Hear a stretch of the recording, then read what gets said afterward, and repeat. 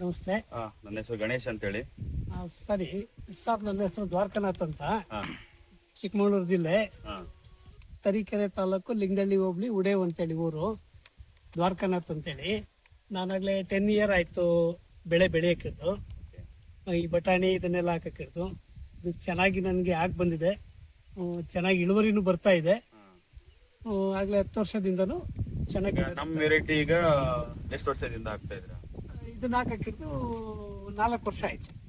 4 ವರ್ಷ. ಅದಕ್ಕಿಂತ ಮುಂಚೆ ಸಕಾತ ಯಾವ್ಯಾವ್ದು ಬರ್ತಾ ಇತ್ತು, ಅದನ್ನ ಕೊಡ್ತಾ ಇದ್ರು. ಅದು ಚೇಂಜ್ ಆದ್ಮೇಲೆ ಇದನ್ನ ಈಗ 3-4 ವರ್ಷದಿಂದ ಇದನ್ನ ಹಾಕ್ತಾ ಇದ್ದೀನಿ. 3-4 ವರ್ಷದಿಂದ ಚೆನ್ನಾಗಿ ಬರ್ತಾ ಇದೆ. ಚೆನ್ನಾಗಿ ಇಳುವರಿ ಬರ್ತಾ ಇದೆ. ಕಾಯಿ ಚೆನ್ನಾಗಿದೆ. ಇದಕ್ಕೆ ಸರಿಯಾಗಿ ಶೂಟ್ ಆಗೋ ಥರ ಔಷಧಿ ಕೊಡ್ತಾ ಇದ್ದಾರೆ. ಚೆನ್ನಾಗಿ ಬೆಳೆ ಬರ್ತಾ ಇದೆ. ನಿಮ್ಗೆ ಬೇರೆ ಈಗ ನೀವು 4-10 ವರ್ಷದಿಂದ ಬೆಳೀತಾ ಇದ್ದೀರಾ, 4 ವರ್ಷ ನಮ್ ನೋಡ್ತಾ ಇದ್ದೀರಾ. ಅಕ್ಕಪಕ್ಕ ಆಕ್ಚುಲಿ ನಿಮ್ಮೂರಲ್ಲಿ ಜಾಸ್ತಿ ಜನ ಬರೀ ಇದನ್ನೇ ಹಾಕ್ತಾರೆ.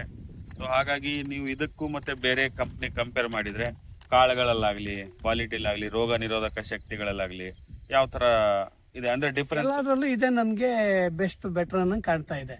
ಸುಮಾರು ಜನಕ್ಕೂ ಎಲ್ಲ ಇದೆ ಹೆಸರು ಹೇಳಿ ಅವರು ಎಲ್ಲ ಇದನ್ನೇ ಹಾಕಿಸ್ಕೊಳ್ತಾ ಇದಾರೆ. ಇಳುವರಿನೂ ಚೆನ್ನಾಗಿ ಬರ್ತಾ ಇದೆ. ಒಂದೊಂದು ಕಾಯಲ್ಲಿ 10-11 ಬೀಜ ಬರ್ತಾ ಇದೆ. ತುಂಬಾ ಚೆನ್ನಾಗಿದೆ. ಬೇರೆಯವ್ರಿಗೂ ಹೇಳಿದೀನಿ, ಬೇರೆಯವರು ಇದನ್ನೇ ಹಾಕ್ತಾ ಇದ್ದಾರೆ. ಈಗ ರೈತರು ನಿಮ್ಮ ಅಕ್ಕಪಕ್ಕ ಆಲ್ಮೋಸ್ಟ್ ಅಲ್ಲಿ ಹೋದ ವರ್ಷದಿಂದ ನಾನು ವಿಸಿಟ್ ಮಾಡ್ತಾ ಇದ್ದೀನಿ. ನಿಮಗೆ ಬೇರೆ ಕಂಪೇರ್ ಮಾಡಿದ್ರೆ ಈಗ ನೀವು ಹಾಕ್ತಾ ಇದ್ರಿ ಫಸ್ಟಿಗೆ, ಆಮೇಲೆ ಈಗ ಎಷ್ಟು ಜನ ನಿಮಗೆ ನೋಡಿ ಎಷ್ಟು ಜನ ರೈತರು ಇನ್ಕ್ರೀಸ್ ಆಗಿದ್ದಾರೆ? ನನ್ನಿಂದಾನೇ 16 ಜನಕ್ಕೆ ನಾನೇ ಹೇಳಿ ಹೋದ್ ಸರಿಯಿಂದ ಒಂದು 10-20 ಜನಕ್ಕೆ ಈ ಬೀಜ ಕೊಡ್ಸಿದ್ದೀನಿ. ಅಷ್ಟು ಜನಕ್ಕೂ ಹೋದ್ ಸರಿ ತುಂಬಾ ಚೆನ್ನಾಗಿ ಬಂದಿದೆ. ಈ ಸರಿ ಮಳೆ ಅನ್ಎಕ್ಸ್ಪೆಕ್ಟೆಡ್ ಯಾವ್ಯಾವಾಗ್ಲೂ ಬಂದು ಸ್ವಲ್ಪ ಹೆಚ್ಚು ಕಡಿಮೆ ಆಗಿದೆ. ಇಲ್ಲಾಂದ್ರೆ ಆಲ್ರೆಡಿ ಇಷ್ಟೊತ್ತಿಗೆ ನಮಗೆ ಬಟಾಣಿ ಬರಬೇಕಾಗಿತ್ತು. ನಂದು ಈಗ ಬಂದಿದೆ. ಆದ್ರೆ ಈಗ ಮತ್ತೆ ಬಟಾಣಿ ಹಾಕ್ಬೋದು ಅಥವಾ ಇಲ್ಲಿ ಈ ಸೀಸನ್ ಪ್ರಕಾರ ಅಷ್ಟೇನಾ? ಇಲ್ಲಿ ಈ ಸೀಸನ್ಗೆ ಲಾಸ್ಟ್, ಮತ್ತೆ ಇಲ್ಲ. ಮತ್ತೆ ಯಾವಾಗ ಸ್ಟಾರ್ಟ್ ಆಗುತ್ತೆ ಇಲ್ಲಿ? ಮತ್ತೆ ನೆಕ್ಸ್ಟ್ ಮೇ ಎಂಡ್, ಜೂನ್ 1.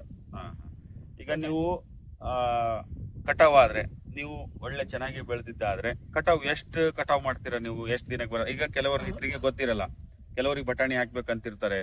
ಅವ್ರಿಗೆ ಏನಾಗ್ತಿರ್ತದೆ, ಯಾವ ಸಿಸ್ಟಮ್ ಅಲ್ಲಿ ಹಾಕ್ಬೇಕು, ಮತ್ತೆ ಒಂದ್ ಎಕರೆಗೆ ಎಷ್ಟು ಬೀಜ ಹಾಕ್ಬೇಕು, ಮತ್ತೆ ಎಷ್ಟು ದಿನಕ್ಕೆ ಫ್ರೂಟ್ ಬರುತ್ತೆ, ಮತ್ತೆ ನಾವ್ ಎಷ್ಟು ಕೊಯ್ಲು ಮಾಡ್ಬೋದು?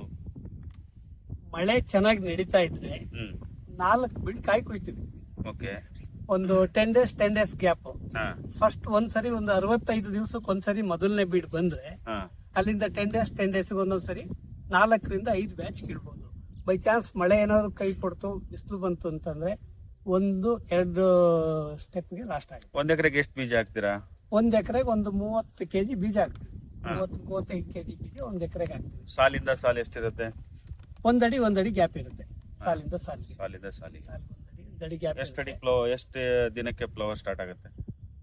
ಒಂದು 50 ಡೇಸ್ಗೆಲ್ಲ ಹೂವ ಮಗ್ಗು ಕಾಯಿ ಪೀಚ್ ಆಗ್ಬಿಡುತ್ತೆ. 2 ಮಂತ್ಗೆ ಕಾಯಿ. 2 ಮಂತ್ಗಾಗ್ಲೇ ಒಂದು 65 ದಿವಸ 70 ದಿವಸದೊಳಗಡೆ ಕಾಯಿ ಪ್ರೆಸೆಂಟ್ ಬಂದ್ಬಿಡುತ್ತೆ. ಕೇಳೋದಕ್ಕೆ 70 ದಿವಸಕ್ಕೆಲ್ಲ ಕಾಯಿ ಕಿತ್ಬಿಡ್ಬೋದು.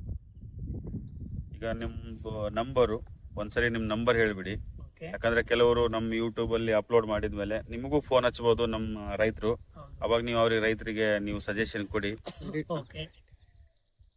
ವೆರೈಟೀಸ್ ಮತ್ತೆ ಎಲ್ಲರದಲ್ಲಿ ಯಾವ ವೆರೈಟಿ ಹಾಕಿದಿರಾ ಅದನ್ನೊಂದು ಹೇಳ್ಬಿಡ್ರಿ ಅವರಿಗೆ.